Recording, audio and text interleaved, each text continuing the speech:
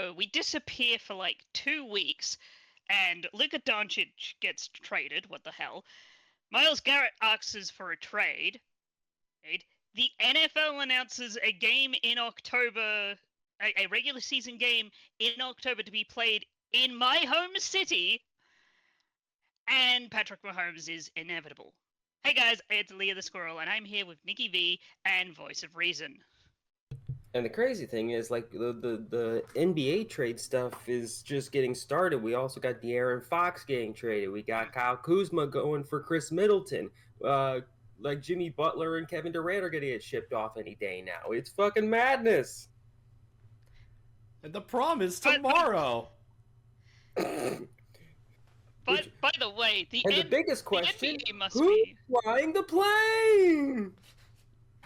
The craziest thing is everyone was talking about the Super Bowl, and then the Luka Doncic trade happened, and I'm like, and everyone just stopped, looked over at the NBA, and going, "What?" Like, I was still busy trying to recover from Jey Uso winning the Royal Rumble, and the NBA went, "Hold my beer." See, this is what I had a very large amount of whiplash that night. See, this is what happens when you finally get into sports media. All of a sudden, all the things happen at every hour, and you're like, okay, what do we break to next? My phone won't stop going. Da da da da da da. Oh, by the way, do you remember when we honored Pat Hoberg? Pat Hoberg. He was the MLB ump. The former ump. Okay. Yeah, he was he was an MLB ump who called like the perfect game in the world, like in the World Series. Oh yeah, I remember that. Yeah, apparently he got busted for gambling. Damn it. Yeah, so apparently it's something having to deal with lending someone his betting account. And he got fired. And he is waiting appeal. Oh, by the way, Teddy says congrats on the ESPN thing. Yes, thank you, Teddy. But anyway, yes, we are here as always, as a tradition, to give our end of the year awards for the NFL, as the NFL does for theirs. And we're just going to go through basic categories from offensive and defensive rookies of the year, coach, comeback player, our different players, as well as giving our own mini other awards, including play, game of the year, and other stories that happened. So, as always, let's kick things off with Offensive Rookie of the Year. Honestly, there's really only two people we can think of, unless Leah, you could think of someone else. Nikki, I thought I put my one in. Oh, must have got yours is blank. Yes. Did you use white text because it's in the No. Your cursor is in the middle of the thing? Do you remember what you put? Yes, I do. I'm literally getting him right now. Okay. But Nikki, let's start off with you. Your Offensive Rookie of the Year, and probably everybody's Offensive Rookie of the Year. I mean, there's definitely a case for your guy, but I'm going to make a case for my guy. It's Jaden Daniels. And, okay, so here's the biggest thing with Jaden Daniels. He's not the first rookie to lead his team to the playoffs. But he is the first rookie to actually lead his team to the playoffs. Because a lot of the other rookies that have made it to the playoffs, they were kind of, along for the ride. You know, Ben Roethlisberger in 2004, Russell Wilson in 2011. Trying to think of some other big one. Mark Sanchez in 2009. Mark Sanchez in 2009. They were not the best player on their team. Jaden Daniels, I don't think it's crazy to say, is already the best player on the Commanders. That defense is fine. It is perfectly fine. And the what you call it? The skill position players around him, you got a couple of good ones. You got your Brian Robinsons and your Scary Terrys, but there's not, a dominant guy on that team besides Jaden Daniels. Like, the cat agrees. Kitty goes meow. Kitty. Kitty goes hail to the Commanders. By the way, I also picked Jaden Daniels because rookie quarterback making it to the goddamn championship. Conference championship, yeah. Yeah. That doesn't happen often. And the great thing is, like, he wasn't the reason why they didn't win that game. It's because the fucking defense gave up 55 points. Yeah. It wasn't because they had a bad offense. It was because they had a bad defense. Mm-hmm. Yeah. If he was a defensive rookie, this would be a very different question. Exactly. Meanwhile, on my end, so yes, so I'll talk about the other guy that's also a possible candidate, and that's Brock Bowers. Really the highlight of the really and only good thing to happen on the Raiders this year. I did see a funny stat involving the Raiders. They are the only team in the NFL who had a 1,000-yard tight end and a 1,000-yard receiver. And they were the same person. No. Oh. No, I mean a 1,000-yard tight end and a 1,000-yard wide receiver. I will bet $10 you can't name who the wide receiver is. Jacoby Myers. Damn it! I'm on the stat page, so that's my. Daddy, I gotta give boys $10. I will state. I lost the bet.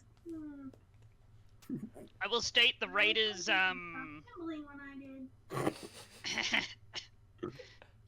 The Raiders did get a minority owner this year. The temporary goat. Oh, yeah, Brady. Yes, Brady. But anyway, talk about Brock Bowers. He honestly, the dude played lights out. I think he did. I forget. Did he beat Laporta's receiving record? I forget if he did. I think he did. Because he was like, even if he didn't, he beat out all tight ends in receiving yards. Even Trey McBride, George Kittle, Jonnu Smith, and Travis Kelce. Mm-hmm. The dude is lights out, and even though everyone agrees he did drop the pass in the Pro Bowl game. Mm-hmm. So yeah, like him and Laporta are going to be like side by side the new Kittle and Kelce for the foreseeable future. Yeah. Yeah. All right. Now let's move on. All right. After that, let's move on to the next Rookie of the Year, to the Defensive Rookies of the Year. Leah, let's start with you.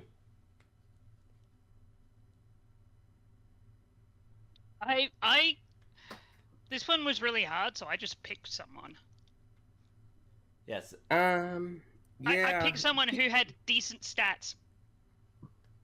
That's the thing with Defensive Rookie of the Year. Unless somebody is just absolutely insane, like, it's just not something that a lot of people are paying attention to. Unless someone gets like they're a safety and they get like a ton, or a cornerback and they get a ton of interceptions. It's like guy with the most tackles, the guy who's most efficient at tackling. I don't know. Mm-hmm. I picked Brendan. I think it's Fisk. Braden Fisk. Yes. Braden Fisk. Yeah. Congratulations. Yeah. Actually. Yeah. So outside of Braden Fisk, I think I might have to go with Fisk's teammate, Jared Verse. I think that works. Like I think he's the odds-on favorite to win it. So. Yeah, because honestly, there were really that many standout defensive rookies that I can think of. As far like I think he also I think it was his two standouts was two forced fumbles and 2 fumble recoveries. But other than that, yeah, this is probably like a lacking year as far as like defensive rookies. Yeah, I went with Quinion Mitchell from the Eagles.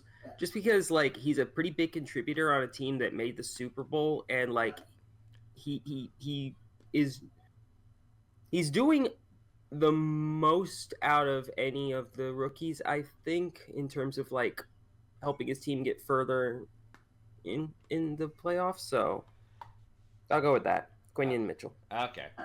All right, but thankfully we'll have more to say about the next stat because honestly, there's a lot more, and that's Coach of the Year.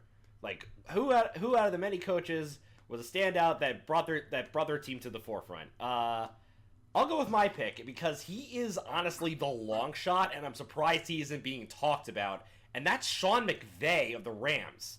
This guy, like, the Rams started off injured to hell and back at the start of the year, losing Puka for a good chunk of the season, losing Cup for a good chunk of the season, and they were just playing, basically playing like crap. But once they got their bye, they were just winning more and more games.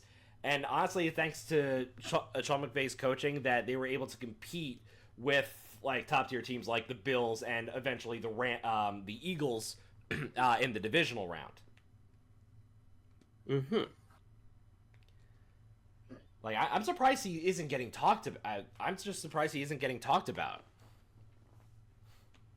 I think that part of it is just that, like, if you've already won it once, or if you've been around for a little while, it's really hard to win it again unless there's like a fall off and then a comeback, or like if there's something to that extent. Or they go to a really bad team and turn them really good really quickly. Yeah, that's fair. But yeah, I saw. Yeah. Speaking of, yeah, but yeah, go ahead, Leah. Speaking of turning teams from really bad to really good really quickly, hey Dan Quinn, how you doing? It's crazy how like this was like the coaching move from last year that everybody was just like, well, that sure happened. Yes, and now they're looking back at it and going, oh my god, was it a really smart move to get Dan Quinn?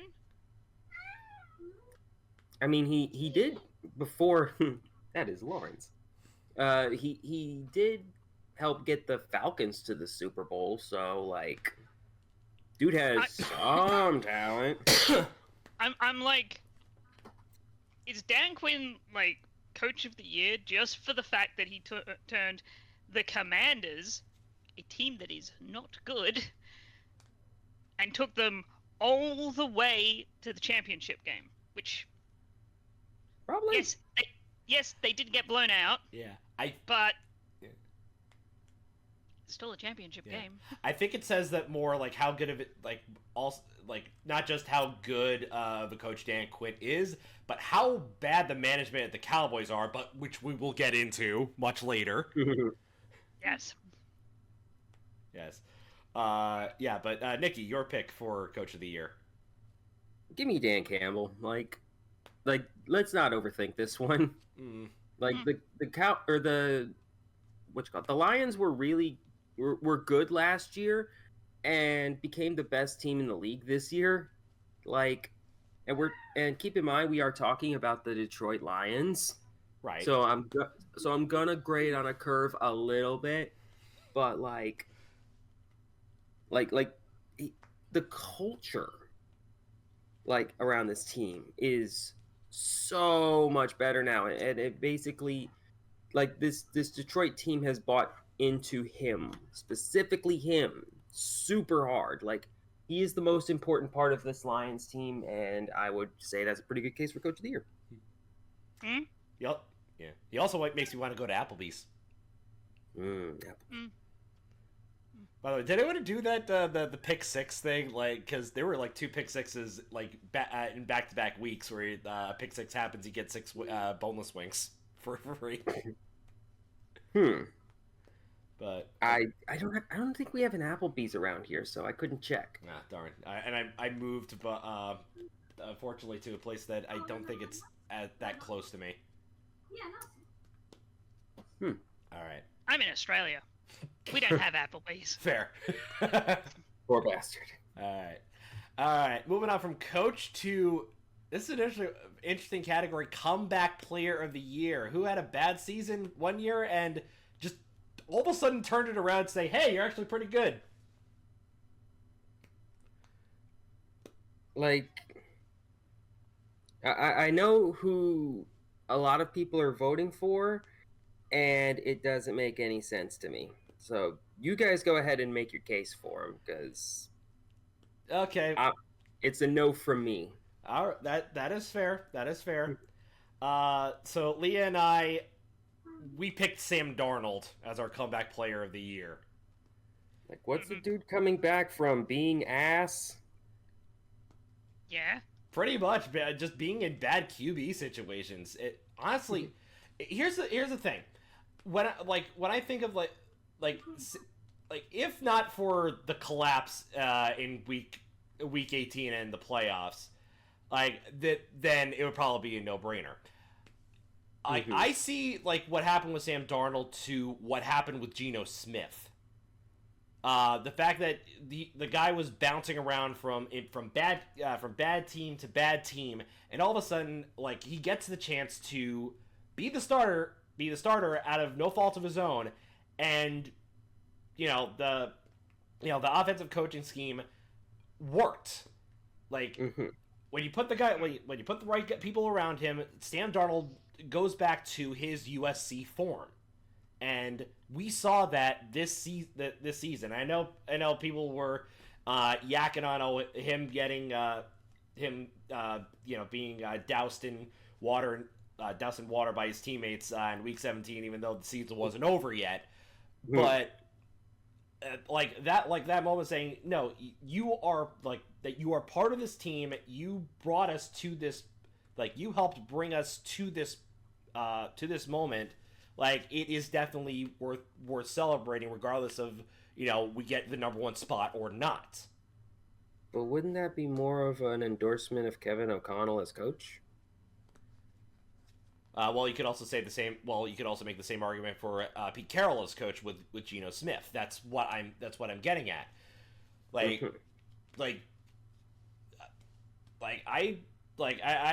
He still had to play the games. Exactly. And the dude proved that he can keep up with the right people around him. He looked great, and again, until the end.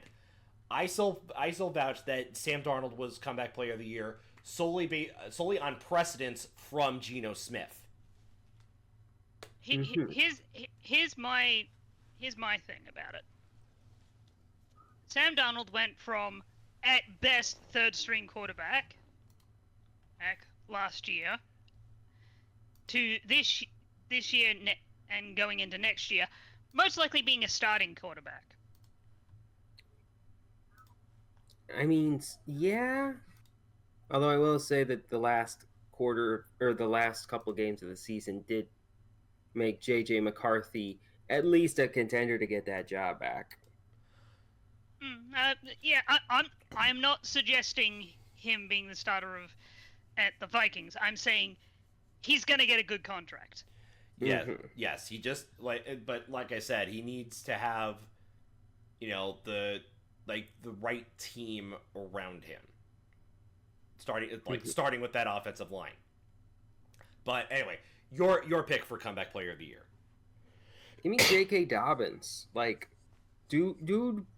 Dude's knees have the consistency of shredded cheese, and he has come back and is a 1,000-yard rusher on a team that is really needing his services. Like J.K. Dobbins' career could have ended on 3 separate occasions, and he is still out there being pretty much the bell cow of an offensive system. That is insanity. That is a genuine comeback player on his own terms, pretty much. Yeah, honestly, his performance alone revitalized a lacking excuse me, a lacking offense especially in the run game on the Chargers for God knows how long. But yeah, and again, honestly, you also put Jim Harbaugh in that conversation for let's actually utilize the run game so we're not throwing 50 times a game. Okay, so he didn't actually hit 1,000 rushing yards, but like he was still averaging more than 4.5 yards per carry with like knees that should have like that were practically on fire at one point. So Right. Yeah. But speaking of running for over 1,000 yards, how about our offensive player of the year? hmm, Hmm. I have ideas. I think I might have the same idea. I have a different idea. Your idea scares and confuses me. You want to say who yours is first?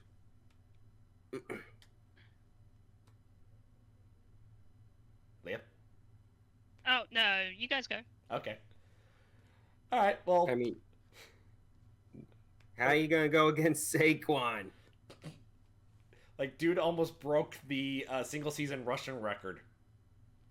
Like 2,000 yards rushing in a quarterback focused league is genuinely insane work.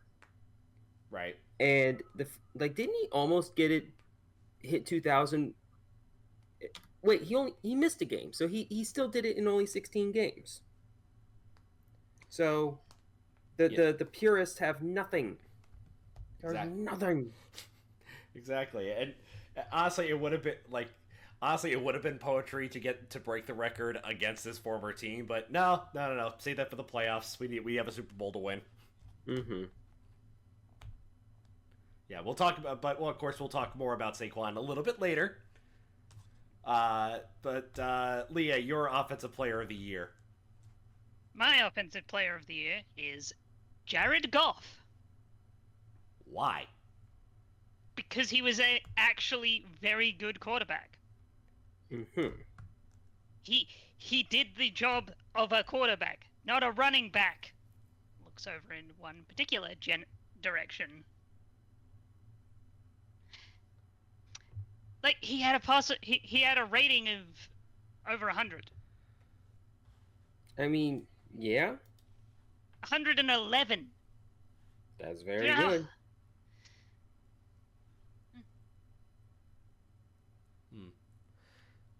Yeah. I think he also he was second in passing yards just to Joe Burrow. Yeah, he was. He wasn't MVP good, but he was offensive player good. And I've always said offensive players should be allowed to be won by QBs if they were really good, but they weren't MVP good. I also have a rule for, and this is a me thing. If I think you're competing for the MVP, you are not competing for offensive player. Because I think the offensive player shouldn't be just MVP runner up. All right. I believe that they just need to go ahead and like delineate the two awards, but that's a me thing. So yeah. No, I agree with you. Yes. All right. Well, let's move on from Offensive Player of the Year to Defensive Player of the Year. Now, all three of us have different players, so I guess we'll start on the front lines. Leah, you go first. God damn it, I'm not ready yet. Oh, sorry. Okay. All right, I'll go first in this one because this is a tough one because I usually always go for like the defensive back or the safety, and well, I think Nikki's is probably more accurate. I couldn't stop thinking of Xavier McKinney in terms of being a defensive player of the year because I heard like it was either like every game or like every other game he was always getting an interception. he was like a ball hawk this year. That is for sure. Yeah, I mean he didn't have like the passes that many passes deflected or didn't cause any like I don't really remember any serious tackles, but I think it was like six games, six interceptions in a row. It's like, okay, this guy this guy was the Giants letting this guy go as well was also a mistake. I mean, the Giants make mistakes. This is I was about to say they're a New York team. Of course, they're making mistakes. Mm-hmm. I mean, if the offensive player of the year is any indication. Yeah, but Nikki, you're offensive player. Sorry, defensive player. Excuse me. I feel like Pat Surtain II had the most effect on the field. Like that Broncos defense turned into a juggernaut over the last couple of years, and Surtain is like the centerpiece of that. So if there's anyone that I feel like defenses or offensive coordinators have to prepare the most for, it would probably be Surtain. Mm. So that's my pick. All right, now Leah. And I went with T.J. Watt for very similar reasons to Nicky. He is like the cornerstone of the defense for Pittsburgh. You take him away from Pittsburgh, they collapse immediately. He led the league in forced fumbles, which is cool in my opinion. And he the only thing I could say about this season for him that is bad was his sacks. His sacks were down. But also this year, like, if we're honest, there was a lot of good offensive lines. There are very few bad offensive lines, and most of them are not in the same area as DJ Watt. No. All right. Yep. I'm looking at you, Bears. Directly. All right. Well, since we're moving on to disappointments, let's talk about our biggest disappointment this year. Which team or which player ended up not meeting our expectations when they should have. Who wants to start this one? Allow me. Okay, go ahead. Go ahead. How about them Cowboys? How I'm so about happy. them?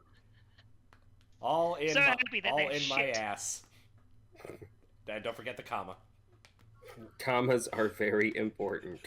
And here's the thing, I could just talk about their regular season. I don't have to mention the fact that they didn't make the playoffs. I was about to say, you don't have to mention the postseason for them. That their ability to hire coaching staff is not good.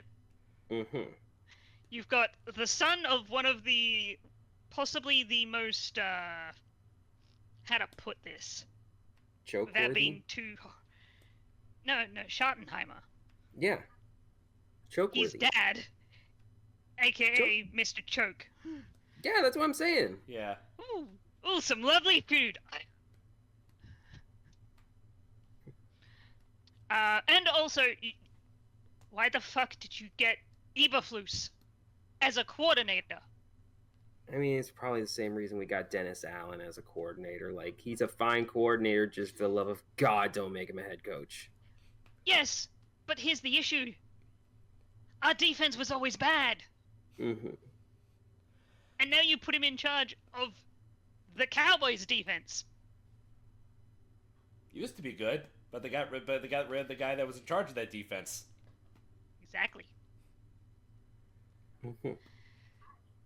Yeah, honestly, it all stems from the top, because Jerry has control over the team. Like, he wants to hire the people that he is comfortable with. He is not going to go he does not want to go out of his way to go for the people that have the highest upside. He wants people he knows. It's why, honestly, he's stuck with Jason Garrett. Yeah, that's what I'm thinking of. Jason Garrett for 5+ seasons, because it's a safe, comfortable pick with him. And, very risk averse. Yeah, and not going for Derrick Henry, not making major moves in the off season this year and now, offseason, the previous year, excuse me, proves that like Jerry should not be the general manager. He honestly needs to step away from the situation, and let someone else, be in charge of personnel. There's a classic saying. There's a classic rule that I think works with every sport. Or what? Ownership should only be in the news if they've sold the team, or if they've moved the team, or if they've bought the team.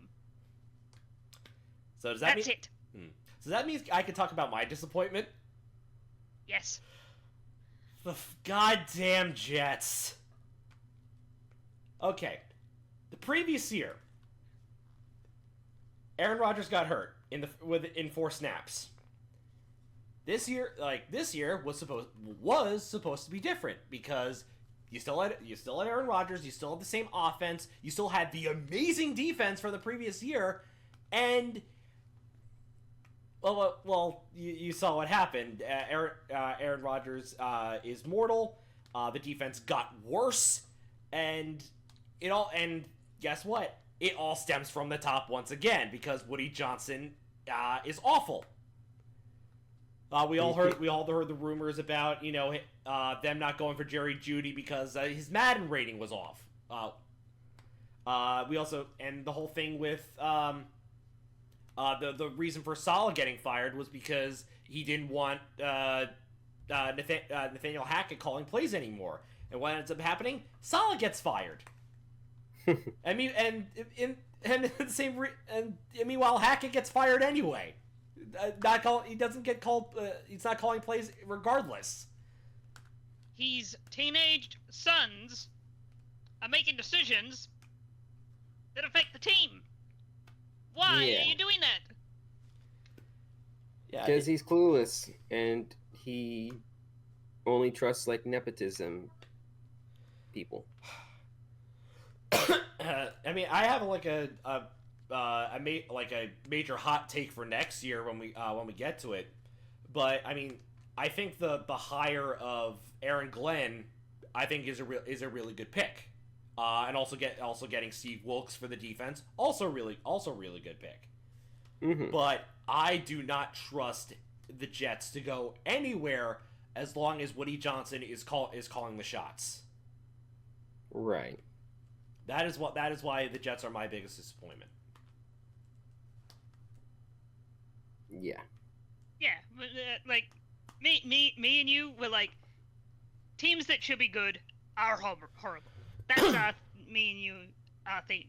Yeah, Nikki, you're different though. I am different. I went with Kirk Cousins specifically over the second half of the season because, like, if you'll recall, like he came out the gates looking really good, and like looked like, oh wow,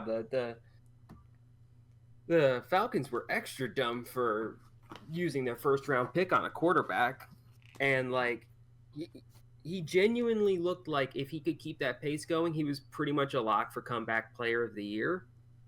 And then he just fucking died. Like they just fell off a cliff hard, and suddenly, like, he couldn't throw a touchdown pass to save his life, and he got benched for Michael Penix Jr.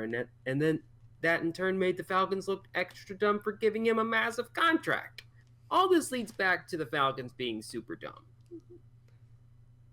I think there's a theme for our disappointments this year. I guess in that sense I could have put the Falcons on this list, but like my grievances are a little more specific. Yeah, that's also, it's not disappointing unless you're not a Raven, unless you're a Falcons fan. Falcons, thank you. Unless you're a Falcons fan, you expect the Falcons to fucking blow up halfway through the season. Mm-hmm. I mean, yes, but like they made 2 big moves that would supposedly fix the team. You think one of them would work? Yeah, supposedly. I mean, Kyle Pitts got a touchdown, so I guess that's good. I saw a thing where apparently, like, he's gotten one more touchdown in every season of his career. He started with one, then he got 2 in his second season, 3 in his third, 4 in his fourth. So theoretically, 50 years from now, he is going to be the all-time leading touchdown guy. All right. Okay, now it's time for our math. Yeah. All right, now it's time for our biggest controversy this year. Nikki, do you have one? I'm not sure if you put one down. I've been trying to think of one. My brain is not braining right now. So that's fair. I've got a great segue for that brain mention. Oh, oh, come on, really? Yes. Oh.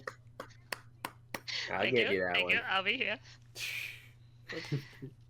My controversy is Tua. What the fuck are you doing? Stop, please. Tua's like, I'll stop sliding head first when I'm dead in the ground. He didn't even slide head first. There was a pick, and he'd just come back from a concussion. And what did he do? Lawn dart at someone's knee. He looked like that one gif of the kid from The Simpsons diving through the window. Okay, curious. Has anyone, have any of you two seen Not Another Teen Movie? Not another what? Not Another Teen Movie. Oh, no. It's been years, but like. Okay, do you know the gag with the player with the concussions? Yeah, I think so. Yeah, so in this there's a running gag about how many concussions till this player dies. That is Tua right now. Right. And that's not even the worst thing. It's like, I can understand being injury prone, especially with concussions, because they get worse and more often the more you get them. Mm-hmm. Of course. It's the fact that Tua openly said, "No, I'm not going to wear the Guardian cap." Yeah. Because it makes me look stupid. Yeah, you know I what don't else care makes if you look stupid. Brain damage! I was about to say, hey, the exact same thing, but with, yes, but having to have someone else feed you, it's worse. Yeah. Exactly. Looks don't matter when you're like long retired and can't walk without like assistance or in a wheelchair. Mm-hmm. And speaking of R.I.P. Conrad Dobler, apparently he had CTE. Ooh. Yes. Like at this point, Tua has no real excuse, and I'm worried for next year. Right. Yeah, it's worrisome.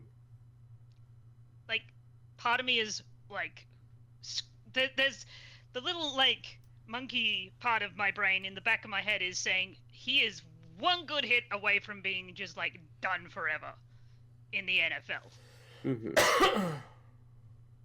And there's the logical part of my brain that's screaming, ownership, fire him. Yeah. Because the more injuries he gets, the more, like, just from a financial reason, if he gets repeatedly hurt on your watch and you don't actively do anything, well, you're opening yourself up to litigation. Right. Mm-hmm. But following off, it also says something about the people who are giving those concussions. So my biggest controversy: the Aziz Al-Shahir suspension. He just can't stop himself. Yeah, so that's something we didn't get a chance to talk about because of real life stuff. New life, new job, moving, etc. Rivalry game: Texans and the Jaguars. Trevor Lawrence goes for a slide stoppage of play. Aziz Al-Shahir, a linebacker for the Houston Texans, decides to put his hands on him with his elbow to the face. Mm-hmm. Mm-hmm. Yep, and there's like two rules when tackling: don't lead with your head, Don't leave it with your fucking elbow. Mm-hmm. Hands. Use your hands to touch the guy. Hands, shoulder. That's it. Mm-hmm.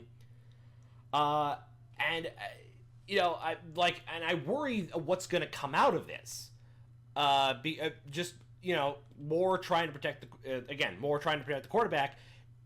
Like, again, this type of situation, I am 100% fine of make sure the quarterback is protected and make sure the guy's not concussed. At the same time, how much is the NFL going to overcorrect because of this incident? Mm-hmm. True. Like, it's going to get to a point where I know they banned the hip they banned the hip tackle. I know they're gonna do something else with you can't put all your weight on the quarterback when you tackle him. Like, where is the limit saying, okay, we need to stop this? Mm-hmm. We can't keep overcorrecting because of one moron. And that's where I think we're getting to a point where it's we can't keep punishing old offenders. You have to, at this point, I think, go, okay, people who are like Shahir, I think this is where we go, no, we're just going to throw the fucking book at them. Like, that seems like the better option. Instead of, like, course correcting the entire league to take care of one idiot, just take care of the one idiot. Yeah, that's why Vontaze Burfict is no longer in the NFL. Exactly. And then that also sends a message to every other idiot. If you do stupid things, you win stupid prizes. Mm-hmm. So, in this time, have you thought of a controversy, Nikki? No. Okay, that's fair. It's okay. Like that. To be fair, I haven't had SportsCenter on that much this season, so. Yeah. I mean, we can... the Brazil game! The Brazil game! Yes! Oh, yes! Very true. Yes! Turns out that it was very dangerous, and they went anyway. and they got there, and it wasn't until they got there that there was just like, okay, we have to make sure you guys are protected at all times, and the NFL players are like, why? You said it was safe. Why do I need protection? No reason. Like, okay, okay, we're just gonna wear green shirts. Wait, hold up. Like, I'm not even sure if you can call that a controversy. It's just them being fucking stupid.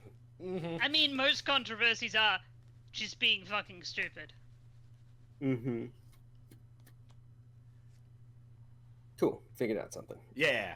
Yay. Yeah. So the controversy surrounding one of the first games of the year. Yeah. All right, but now it's time for my favorite category, the WTF moment. Nikki should go first because me and you have something very similar.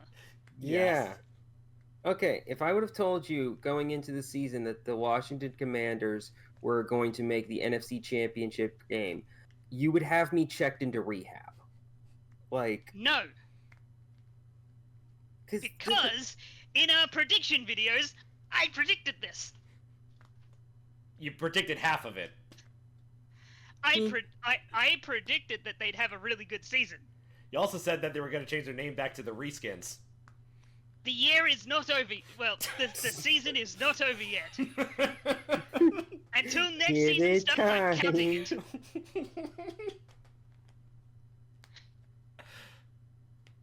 But, okay, so we have one person here who needs to go to rehab, but is also technically right. But That's still... kind of right. But still, like, nobody else predicted this. Like, nobody else thought that... Like the Commanders would be... Like, I'm still having trouble believing that you did that. Like, that is insanity. I said they'd make the playoffs. I think you also said they would win their first playoff game since, like, 99. Yes. I did. Damn. I predicted that they would make the playoffs and win a game, which is, I think, right, Mm-hmm. considering where they ended up. All right. Well, then the WTF moment is Leah getting that. Me being right, which is, oddly enough, yeah, a really weird thing for me to say. Oh my god, yeah, but the Commanders were just like honestly the surprise team outside of like maybe the Chargers for like towards the second half of the season. Mm-hmm. And here's the thing, yeah, I predicted this, but it was a hot take. I wasn't convinced that it was going to happen. I was like, yeah, back of my lizard brain says they'll have a really good year. Mm-hmm. I didn't think they'd have a make the championship year. Right. I was thinking, oh, they sneak into the wild card and sneakily win a game, and then get bounced. No, they get bounced later. Mm. Oh my gosh, but yeah, but yeah, honestly, yeah, Commanders are surprising. This next team, not as surprising because guess what? He is inevitable. Yeah. Boo.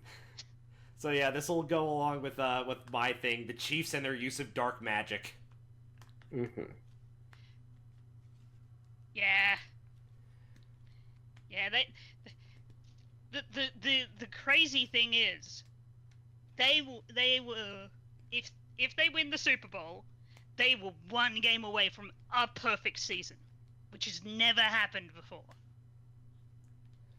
Well, I mean, outside of well, No, what? perfect season. Oh, perfect season, right? Whole season, playoffs and regular season combined. That's never happened. Well, outside of the 72 Dolphins. They didn't win in the playoffs though. Yes, they did. They have they the did. Yes, they I did. don't think they. Yeah, They went 17-0. 17-0, like They went 14-0 in the regular season and then won their 3 playoff games. Huh. Which, stupid thing. I just realized that technically the Chiefs have won more games than them, but doesn't count because they have one loss. They actually have 2.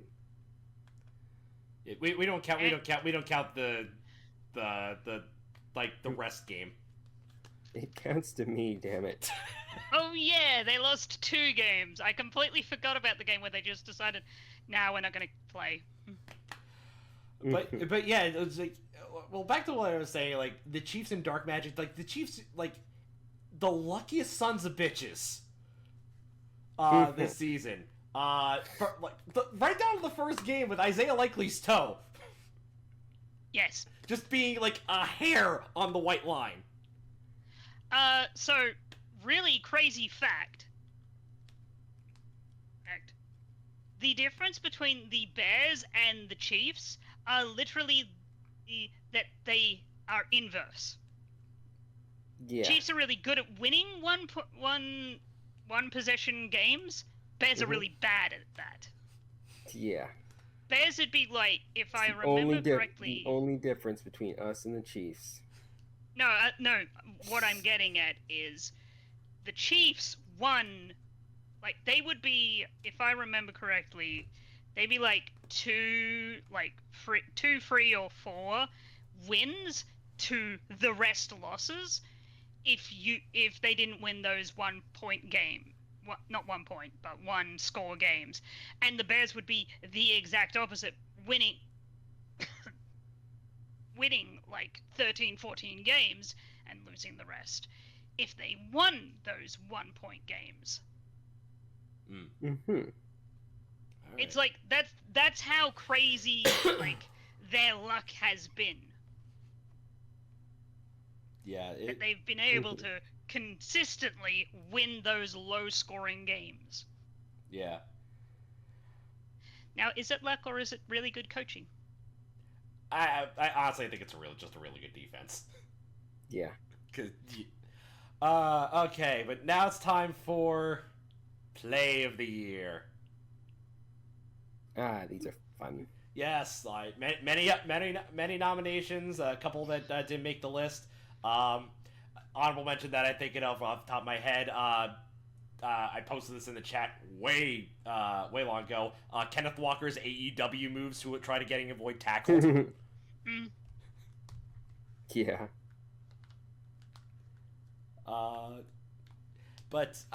Who wants to start this one? I think I'll start with it. The Cavante Turpin kickoff return touchdown where he tries to catch the ball on the kickoff and it just slips through his hands, and by the time he gets his hands on it, the defenders are within 8 yards of him and are ready to just cream him, and he slips through everybody and just goes, and that was I love a good I'm a Bears fan. I love a good punt return touchdown or a good return touchdown. Yeah. We grew up on Devin Hester and Cordero Patterson. That is true. So Leah? I'm a sucker for that sort of thing. Leah? Really simple. Saquon backwards hurdled someone. How? How? That's some Madden bullshit right there. No. The thing is, it wasn't Madden bullshit, and then they made it Madden bullshit. That's my point. No, if it was Madden bullshit, he would have clipped through the player.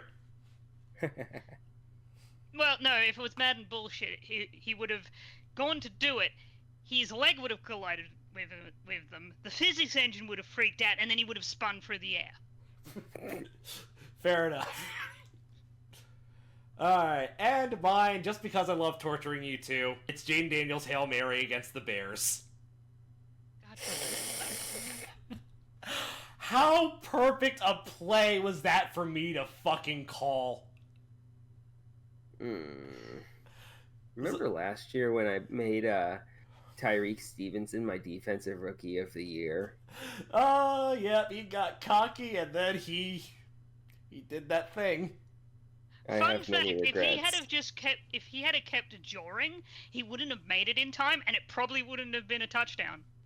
True. But if he either arrives there earlier or later, the play doesn't happen. Yeah, but still, how insane of me to actually call that in the Discord chat. Mm-hmm. Yeah, I kind of saw it coming because I was like, oh, they're gonna go for a Hail Mary, knowing our luck. Yep. And it's honestly because of that was the Bears' downfall. Pretty much, because you didn't win a game until the end of the season. No, our downfall was having a shit O-line. But we were okay for a little while. There was a part in the season where we were 4-2, and then sadness. Darkness. And sadness. Darkness imprisoning me. All that I see, all that I think. I cannot live. I cannot die. Absolute horror. So the next category is Game of the Year, which I don't have an answer for because I didn't watch enough games. Fair enough.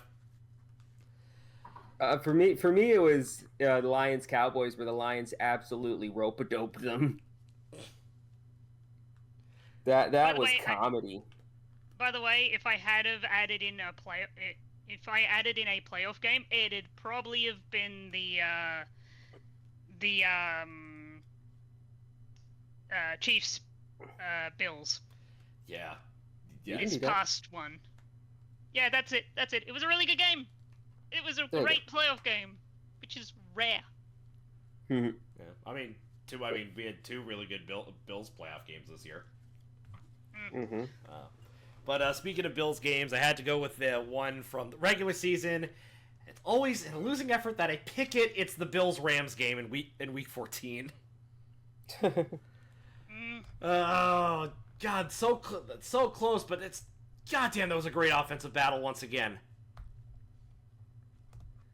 Mm-hmm. I just can't not pick great Bills games that end up in losing efforts. I did it with the Vikings, I did it with the Eagles, and now I'm doing it with the Rams. It's inevitable. Like Patrick Mahomes. Ba-da-da-da-da-da. Alright, and finally... What we Wait, no. Oh. Oh, you have one? Nicky hasn't said his. No, he did. Oh, Lions Cowboys. Yeah, it was Lions Cowboys, Ah, where the okay. Cowboys got embarrassed on national television over and over and over and over again. On Jerry Jones' birthday, That's- too. That is the only reason it's better than any other Cowboys loss. Because it was on Jerry Jones' birthday? Exactly. By the way, Lawrence is looking right into my microphone, so if Lawrence says anything at this moment, it's going to pick up perfectly. Nice. Say something. Say something. Give us views. Give us YouTube views. MVP. Yes, MVP and... All in unison now. that I think this is a first. Yes. Where we all have a consensus of who the MVP is for this year. My boy, Josh Allen. 3, 2, 1, Josh Allen. Yeah, Josh Allen. it's my boy. Now, the bigger question for me is, why did you eliminate certain people? Because we all agree it's Josh Allen, but why wasn't it, let's say, oh, I don't know, someone who hasn't shown up on any of our lists this year? Lamar? Yes. The odds-on favorite to win it, by the way. The actual MVP, by the way. Like, I think part of it is just because, like, he's already won 2. So voter fatigue is a little bit of a thing. Also, whoever was going to win the MVP came down to that game between the Ravens and the Bills. I said that during our our division playoffs, and it came down like which quarterback was going to be the leader who would bring them to the promised land, and 100% it was Josh Allen. Now, the only case I can make for, I honestly I really can't make the case for Lamar Jackson. While he did have again an amazing season, it was also on the back of Derrick Henry, which honestly could also have been an also possible offensive player of the year contender. Yeah, that's kind of why I was like, okay, how much of Lamar's stats are solely because Derrick Henry is to his left or right? Yeah, I mean, like, Josh Allen's best offensive weapon alongside of it is, like, maybe James Cook.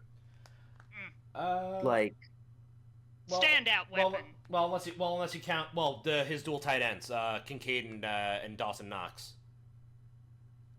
Yeah, but they're tight ends. I'm not moved. Like friggin' Lamar Jackson has 2 good tight ends too. He's got Mark Andrews and Isaiah Likely. It just feels like he should be like Lamar. Looking at his team, Lamar's stats should be far and like he should be no doubt MVP with the tools he has. But there's doubt because the stats just aren't there. Like the stats don't match the results. I'd say like the stats and tools don't match the results. Exactly. That's been my thing for a while now. Like he has all these tools, the coaching has all these options, and yet it's why Joe Burrow's not in the conversation either. Even though he kicking and screaming tried to bring the Bengals into the dang playoffs. It's like it's the classic thing of wins for MVP don't really matter because if they did, we would have have Patrick Mahomes in the conversation, but he's not because he had a bad year. Yeah, he had One second, I'm getting a phone call. a bad year for Mahomes in this case. All right. But yeah, so that honestly concludes our NFL awards. But now it is officially time for the Haymakers to predict Super Bowl 59 or Super Bowl LIX. The Super Bowl can lick my nuts. Even, I'm not sure if that's legal in New Orleans. Everything's legal in New Orleans. No, I've seen that one. Have you been on Bourbon Street? Yes, I have. I have been on Bourbon Street. Shit's wild. Although I did see that one clip of that one cutaway gag from Family Guy. Like, oh, what? It's like, wow. So if I take off my top and get bees, huh? What happens if I do this? Takes off pants. This town makes no sense. Okay, so predicting time for the Super Bowl: Chiefs, Eagles. I've been saying it this entire time. He is inevitable. Can I vote for the Space Rock? I mean, we all want the Space Rock, yes, but we have to pick a team. Must we? Can I abstain? I want the free-peat so we can stop talking about the fucking free-peat. Dude, they're just gonna talk about the 4-peat next year.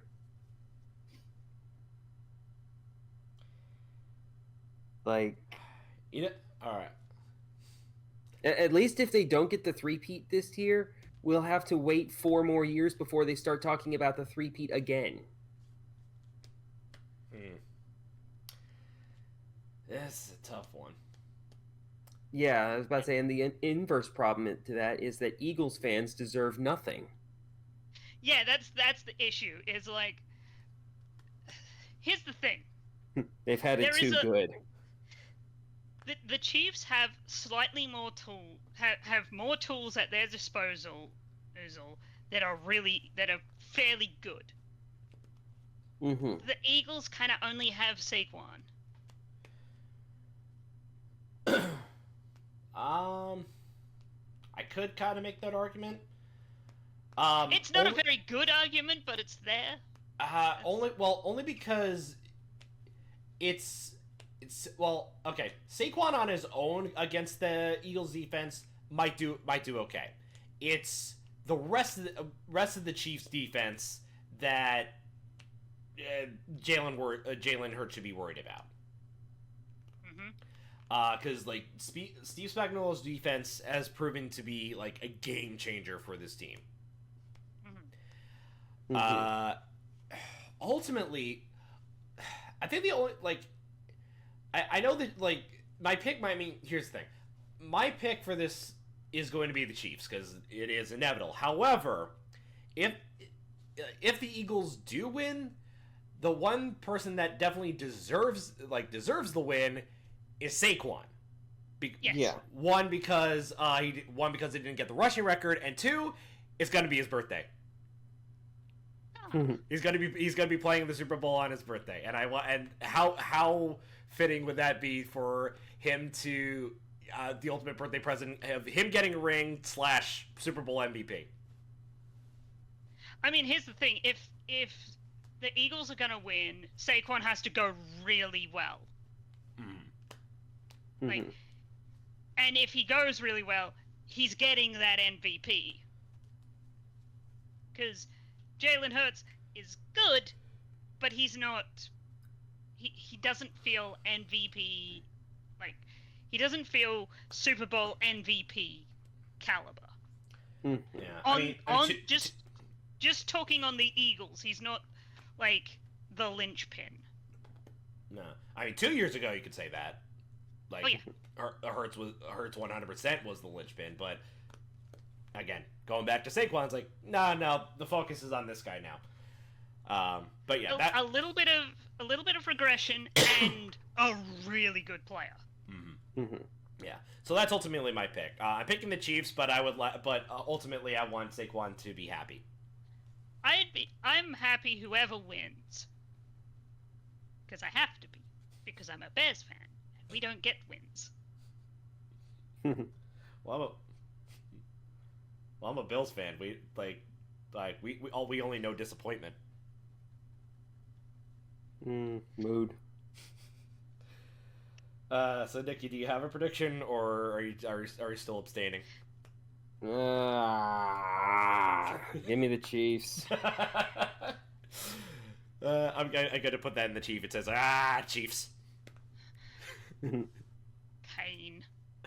Oh my gosh! All right, thank you everybody so much for joining us for this season. Sorry we had a bit of a gap in the middle of the year, but honestly, it's been a pleasure for listening, and thank you once again, Leah and Nikki, for being a part of this. We have much more content on the way in terms of sports stuff, including some wrestling ideas we have in the future. Specifically with me and Leah. I know Nikki has some projects in the work as well. But in any case, thank you so much. We will see you hopefully for the draft. One last thing. A year and 8 months until live content, where I will actually do a live recording of me at an NFL game. Ooh. Because the NFL is coming to Australia. Aha. All right. Have a good night. We'll see you next year. Or sorry, a couple months.